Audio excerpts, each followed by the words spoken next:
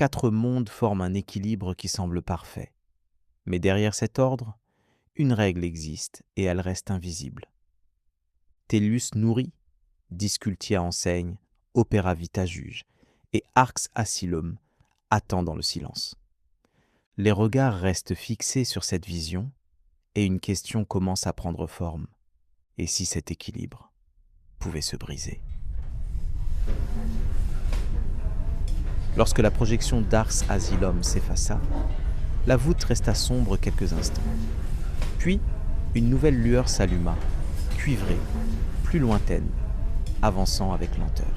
« Et voici Altera », dit le maître, la seconde étoile. Un frémissement parcourut les gradins. Tous connaissaient son retour, fêté comme une bénédiction, mais rarement on l'avait vu représenté ainsi, suspendu dans le ciel des planètes. Son cycle est régulier, reprit-il. Elle disparaît, puis revient toujours selon la même périodicité. C'est l'une des grandes constantes de notre ciel.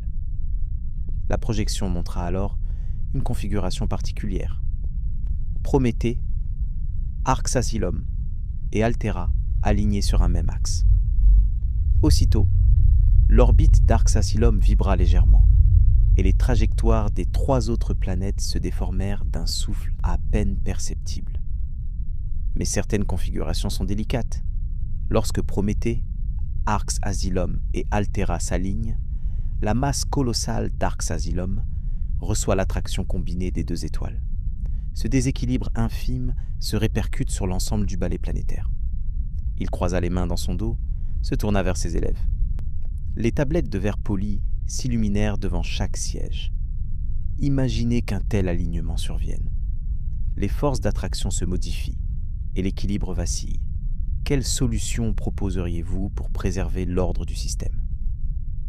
Un silence tendu s'installa. Un premier élève se leva, nerveux. « Si une planète menace de rompre l'équilibre, dit-il, il faudrait répartir ses ressources vers les autres. Comme ça, la masse excédentaire serait compensée. » Quelques hochements de tête approuvèrent. L'idée paraissait simple, évidente. Le maître acquiesça doucement. Une piste intéressante. Mais souvenez-vous, toute redistribution demande du temps et de l'organisation. Il désigna la projection et un halo s'alluma autour de la 3e planète. Opera Vita dispose de flottes et d'instruments scientifiques. Par leur énergie, ils pourraient produire une poussée compensatrice, assez brève pour stabiliser une trajectoire. Un autre élève leva la main, plus sûr de lui. On pourrait aussi construire un satellite artificiel, en orbite stationnaire.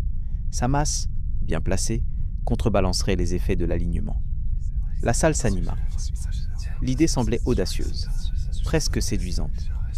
Puis ce fut au tour de Marcus. Il se leva calmement, parla d'une voix claire. Les solutions que vous proposez sont toutes réactives, mais le cycle est connu. L'alignement se répète. Pourquoi attendre qu'il survienne? Un silence se fit. Marcus poursuivit. Si nous savons prévoir les perturbations, nous pouvons réorganiser la répartition des masses à l'avance. Il faut anticiper. Déplacer ce qui doit l'être bien avant que la tension ne s'exerce.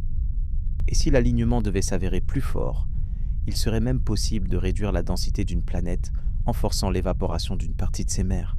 Mais c'est assez radical. Il s'interrompit, puis ajouta plus doucement. Mieux vaut agir en avance que de subir.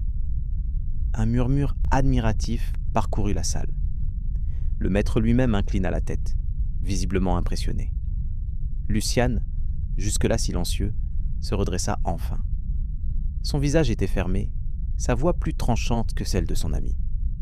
Vous raisonnez tous, comme si l'équilibre était stable, comme si chaque solution n'était qu'une réparation ponctuelle.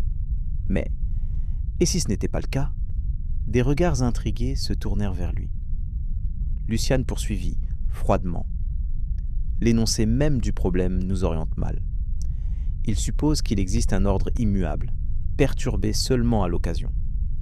Mais si le système entier était en mouvement permanent, si chaque alignement n'était qu'une variation d'un déséquilibre plus profond, alors il ne s'agit pas de corriger, mais de penser à 4 niveaux en parallèle. Les conséquences sociales de chaque choix, car toute perte se répercute sur la collectivité. La hiérarchie des priorités, car sauver tout à la fois est impossible. Le consentement au sacrifice, choisir ce qu'on peut perdre pour préserver l'ensemble. Enfin, l'intuition. Comprendre que nous parlons d'un corps en mouvement dans un environnement chaotique. Il releva les yeux. Mis ensemble, ces niveaux indiquent une évidence. L'équilibre n'existe pas. Il faut penser en mouvement. Toujours. Un silence glacé suivit ces mots. Certains élèves paraissaient fascinés, d'autres mal à l'aise. Le maître ne dit rien. Ses yeux, pourtant, restèrent fixés sur Luciane plus longtemps que de coutume. Puis il leva la main, tranchant d'une voix neutre. « Assez !» Ce n'était qu'un exercice d'originalité. La projection s'effaça, les tablettes s'éteignirent. Dans le couloir, les élèves s'égayèrent vers le réfectoire. Quelques-uns rattrapèrent Luciane. « Alors, dis-nous, en cas d'urgence, quelle planète serait la moins nécessaire ?» Luciane hésita, puis répondit sans détour. Celle dont le sauvetage coûterait trop cher. Celle dont la disparition ne mettrait pas en péril les autres pendant des décennies. Les murmures s'enflammèrent. Certains hochèrent la tête, d'autres se récrièrent. Marcus intervint, apaisant. L'essentiel n'est pas de désigner une victime. C'est de répartir plus intelligemment, de façon anticipée, les ressources et les masses. Ainsi, les effets de surprise liés à la seconde étoile seraient limités. La discussion aurait pu durer, mais une voix d'autorité mit fin au débat. « Assez !» rappela un surveillant. Ce n'était qu'un exercice. À présent, au repas. Luciane rangea sa tablette avec soin et prit le chemin du réfectoire. Ses gestes étaient mesurés, presque apaisés. La salle circulaire où s'était tenu le discours de reprise s'était vidée. Les pas des élèves s'étaient éloignés dans le couloir, puis plus rien. Seul demeurait le silence de la roche, à peine troublé par le souffle de la lampe cristalline. Le maître resta assis, immobile un long moment, avant de saisir quelques notes précises sur sa tablette. Marcus discipline, clairvoyance. Il hésita avant d'écrire le nom suivant. Sa main resta suspendue, l'encre prête à tomber. Luciane. Les mots ne vinrent pas aussitôt. Finalement, il nota. Réponse correcte, mais glaciale. Trop radicale, trop sûre. Ses yeux se levèrent vers la voûte encore marquée de la projection éteinte. Il revit le visage de l'enfant, ce regard fixe, et surtout cette phrase. Le système tout entier est en mouvement. Un frisson lui parcourut l'échine. Il écrivit une dernière ligne, presque malgré lui, hypothèse troublante. Et si l'équilibre n'existait finalement pas ? Le maître éteignit la lampe et quitta la salle, son pas résonnant dans le couloir vide.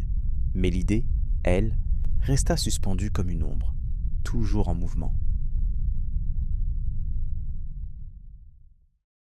Merci d'avoir écouté cet épisode. Vous venez d'entendre la fin du chapitre 2. La suite arrive dans 2 semaines. Pour découvrir ce qui vous attend dans l'univers de Discultia, pensez à vous abonner. À très bientôt sur Discultia.